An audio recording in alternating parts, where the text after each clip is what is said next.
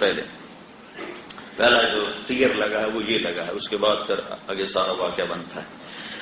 تو یہ اللہ کی کتاب سے روگردانی ہے. پتہ ہی کوئی نہیں ہے کس کا کلام ہے، کس کا کلام ہے اور کیا کلام کیا ہے، یہ نہیں پتا کلام کیا ہے. عبداللہ بن مقفع ایک ادیب گزرا ہے، ایرانی فارسی، پھر مسلمان ہو گیا تھا. مسلمان ہونے کا اس کا واقعہ عجیب.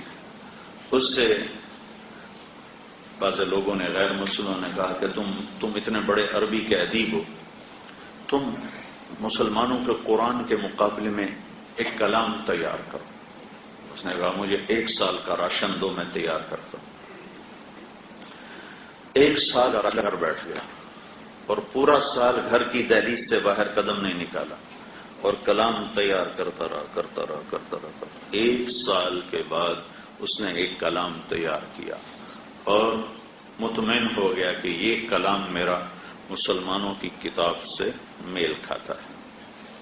اور اللہ کہہ رہا ہے قُلْ لَا اجْتَمَعَتِ الْإِنسُ وَالْجِنُّ عَلَىٰ أَنْ يَأْتُوا بِمِثْلِ هَٰذَا الْقُرْآنِ لَا يَأْتُونَ بِمِثْلِهِ وَلَوْ كَانَ بَعْضُهُمْ لِبَعْضٍ ظَهِيرًا. کہ میرا تمہیں اعلان ہے، تم انسان جنات سارے اکٹھے ہو جاؤ اور اس قرآن کے مقابلے میں ایک سطر تیار کرو، نہیں کر سکتے. اس نے کہا میں نے کر لیا ہے. اب وہ کر کے نکلا باہر، مطمئن ہو کر باہر نکلا. یوں گلی میں سے گزرا، ایک کھڑکی کھلی ہے، گھر کی کھڑکی کھلی ہوئی ہے اور ایک بچی گلی کی طرف منہ کر کے قرآن کھول کے قرآن پڑھ رہی ہے.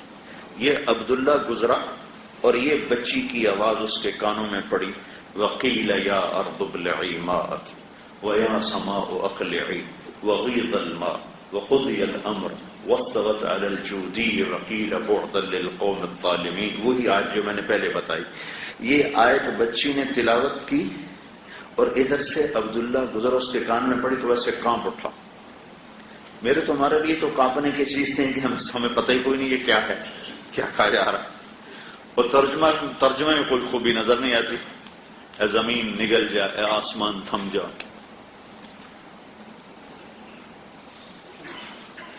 پانی ختم ہو گیا، اللہ کا امر پورا ہو گیا، کشتی جودی پہاڑ پہ لگ گئی. ترجمہ تو یہ ہے.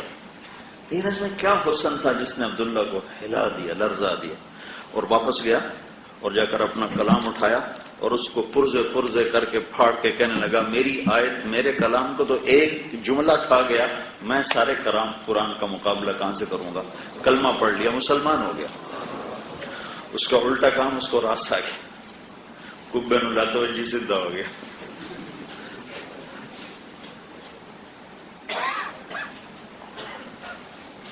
کس پر اترا ہے، کس پر اترا ہے، یہ کس پر اترا ہے اس کا بھی پتہ کوئی، جس پر اترا ہے اس کا بھی پتہ کوئی.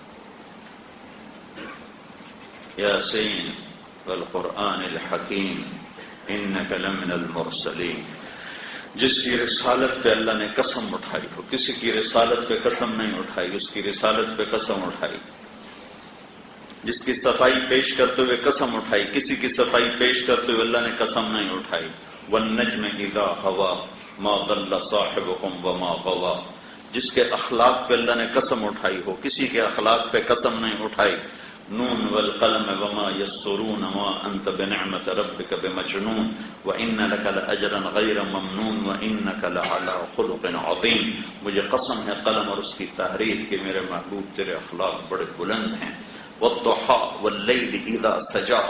ایک ترجمہ جو ساری تفسیروں میں ہے، مجھے قسم ہے روشن دن کی اور تاریک رات کی، تیرے رب نے تمہیں نہیں چھوڑانا، تم پہ ناراض ہے.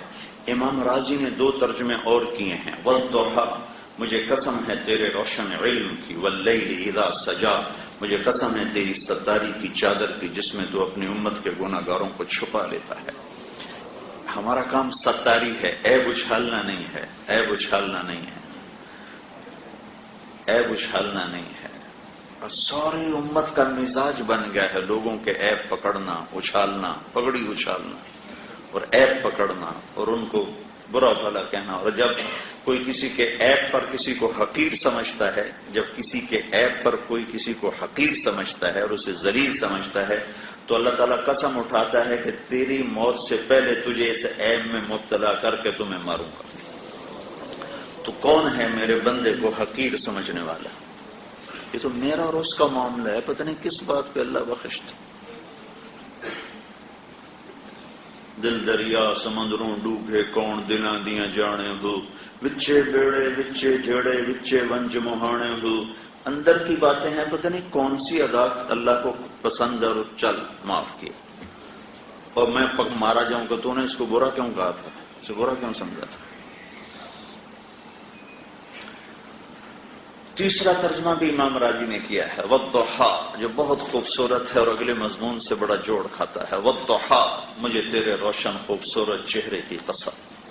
واللیل اذا سجا، مجھے تیری سیاہ زلفوں کی قسم. ما ودعک ربک وما قلی، نہ تیرے رب نے تمہیں چھوڑا ہے نہ تیرا رب تجھ پہ ناراض ہے. قریش مکہ وہی بند ہو گئی کچھ دن، تو قریش مکہ کہنے لگے ودعہ ربہ وقلی، اس کا رب اسے چھوڑ گیا، اس کا رب اسے چھوڑ گیا. تو آپ کو بڑا صدمہ ہوتا تھا. ایک دن حضرت اماں خدیجہ نے بھی کہہ دیا یا رسول اللہ، اللہ نے آپ کو چھوڑ تو نہیں دیا. اپنوں کی بات تو کھا جاتی. کہتے ہیں منصور حلاج کو لے جا رہے تھے قتل گاہ کی طرف، مقتل کی طرف، تو لوگ اس کو پتھر مار رہے تھے، وہ چپ کر کے جا رہے تھے. تو ابو بکر شبلی نے ایک کنکر اٹھا کے مارا، تو انہوں نے کہا ہائے. تو لوگوں نے کہا اتنے پتھر کھا کے تو نے آہ نہ کی، اس کے کنکر پر تیری ہائی کیوں نکلی؟ کہا تم جانتے نہیں ہو، یہ جانتا ہے. تم مجھے جانتے نہیں ہو، تم سے کیا گلا، یہ تو مجھے جانتا ہے. تو اب انہوں تو کھا جاتی.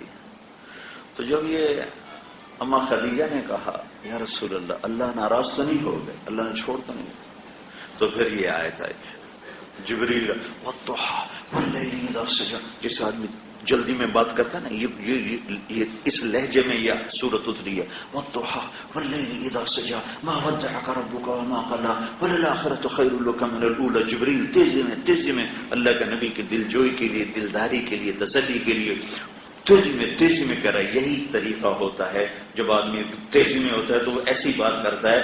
تو یہ صورت واحد ہے جو اس انداز میں آئی ہے والضحیٰ واللیل اذا سجا ما ودعک ربک وما قلی. جبریل کو کال لگی ہوئی کہ جلدی سے اللہ کا کلام پہنچا دوں اور آپ کے دل کے غبار کو دھو دوں. مجھے تیرے روشن چہرے کی قسم، مجھے تیری سیاہ زلفوں کی قسم. یہ کون ہے؟ یہ محمد بن عبداللہ ہے، بن عبد المطلب بن ہاشم بن عبد مناف بن قصی بن کلاب بن مرہ بن کعب بن لوی بن غالب بن فہر بن مالک بن نضر بن کنانہ بن خزیمہ بن مدرکہ بن الیاس بن مضر بن نزار بن معد بن عدنان بن اود بن حمیسہ بن سلامان بن عوس بن بوز بن قموال بن عبی بن عوام بن ناشد بن حیزا بن بلداس بن یدلاف بن طابخ بن جاحم بن ناحش بن ماخی بن عیفی بن عبقر بن عبید بن الدعاء بن حمدان بن سنبر بن یثربی بن یحزن بن یلحن بن ارعوا بن عیدی بن زیشان بن عیسر بن اقناد بن ایہام بن مقصر بن ناحد بن زارع بن سمی بن مزی بن عوض بن عرام بن قیدار بن اسماعیل بن ابراہیم بن آذر بن ناحور بن سروج بن رعوب بن فائج بن عابر بن ارفخشاد بن سام بن نوح بن لامک بن متوشال بن ادریس بن یرد بن ملحل ایل بن قینان بن آنوش بن شیس اور بن آدم علیہ السلام. نزل به الروح الامین علی قلبک کتاب انزلناه الیک تبارک الذی نزل الفرقان علی عبده لیکون للعالمین نذیرا. یہ تین تکون ہیں، یہ جب دل میں اتریں گی تو پھر قرآن بھی سمجھ میں آئے گا، قرآن کا پیغام بھی سمجھ میں آئے گا. نہ اللہ کا پتہ ہو، نہ اللہ کے رسول سے عشق ہو، نہ اللہ سے عشق ہو، تو قرآن تو ایک اجنبی پیغام بن جاتا ہے. میرے نبی نے فرمایا تھا انکم فی زمان ہدنہ وَإِنَّ السَّيْرَ بِكُمْ لَسَّرِيعٌ أَفَلَا تَرَوْنَ إِلَى اللَّيْلِ وَالنَّهَارِ يُبْلِيَانِ كُلَّ جَدِيدٍ وَيُقَرِّبَانِ كُلَّ بَعِيدٍ وَيَأْتِيَانِ بِكُلِّ مَوْعُودٍ. قال مقداد ما الهدنة يا رسول الله قال دار بلاء وانقطاع وإذا التبست عليكم الأمور كقطع الليل المظلم فعليكم بالقرآن فإنه ماحل مصدق وشافع مشفع من جعله أمامه قاده إلى الجنة ومن جعله خلفه ساقه إلى النار. کہ ایک دن آئے گا کہ تم پر کالی رات کی طرح فتنے چھا جائیں گے اور حق و باطل کی تمیز مٹ جائے گی.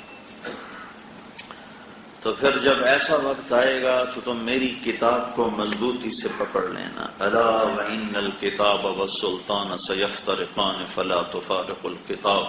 ایک دن آئے گا حکومت کا راستہ الگ ہوگا، قرآن کا راستہ الگ ہوگا. جب تمہیں موقع ملے اختیار کا اور چننے کا تو حکومت چھوڑ دینا، میری کتاب کو پکڑ لینا. تو میری کتاب کو مضبوطی سے پکڑنا. فإنه ماحل مصدق وشافع مشفع. جس کے بارے میں شفاعت کرے گا قبول کی جائے گی، جس کے بارے میں جھگڑا کیا جائے گا اس کا مانا جائے گا. جو اسے آگے رکھے گا اس کا ہاتھ پکڑ کے جنت میں پہنچائے گا، جو اس کو پیچھے کر دے گا اس کو دھکا دے کے جہنم میں گرائے گا. تو میرے عزیزوں، میرے بھائیوں، صرف ایک درس قرآن کافی نہیں ہے. پوری زندگی کی محنت سے زندگیوں کا رخ بدلتا ہے. تبلیغ میں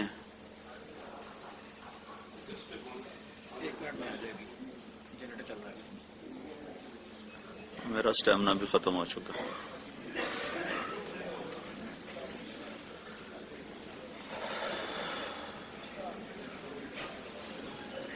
بس سے آتا ہے، صرف کتاب سے نہیں آتا. اہدنا الصراط المستقیم صراط الذین انعمت علیہم. صراط مستقیم کتاب اللہ، انعمت علیہم جو اہل اللہ ہیں. صحبت سے دین آتا ہے، صرف پڑھنے سے نہیں آتا ہے، صرف سننے سے نہیں آتا ہے. تو آپ سارا مجمع مبارک مہینے میں ہو، مبارک مجلس میں ہو، تبلیغ میں 4 مہینے لگانے کی نیت کرو. نیت کرتے نا انشاءاللہ 40 دن کی نیت کرو اور عملی طور پر اپنی زندگی کو بدلنے کے لیے محنت کرو، سیکھو.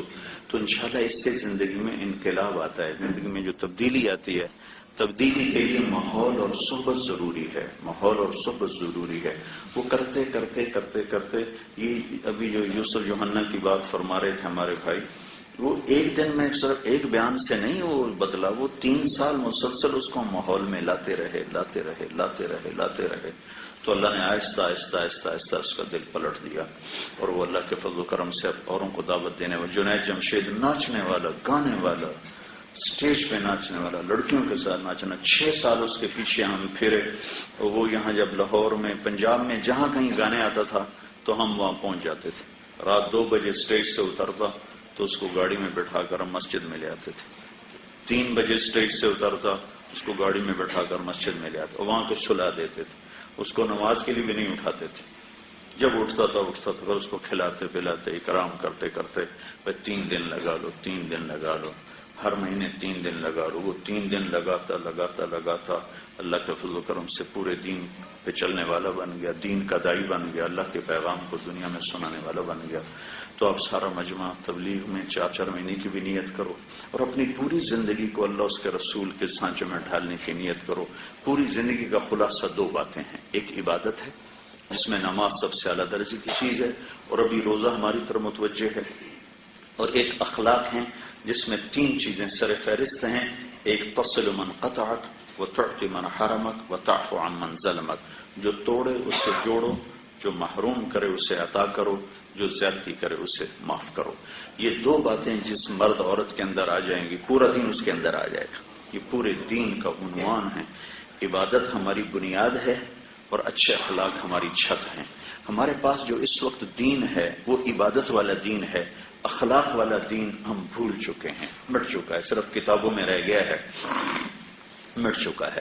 وہ مشکل ہے. عبادت کا دین آسان ہے، اخلاق والا دین مشکل ہے. اور اللہ تعالیٰ کے نبی نے تکمیل ایمان کو عبادت سے نہیں جوڑا، اخلاق سے جوڑا ہے. ایک صحابی نے عرض کی یا رسول اللہ میں ایمان مکمل کرنا چاہتا ہوں. تو آپ نے فرمایا حسن خلقک یکمل ایمان. تو اپنے اخلاق اچھے کر لے، تیرا ایمان مکمل ہو جائے گا. تو بھائی یہ چند باتیں میرے ذہن میں آئی تھیں، وہ میں نے آپ کی خدمت میں عرض کر دیں. اللہ تعالیٰ آپ کو ہم سب کو عمل کی توفیق بخشے.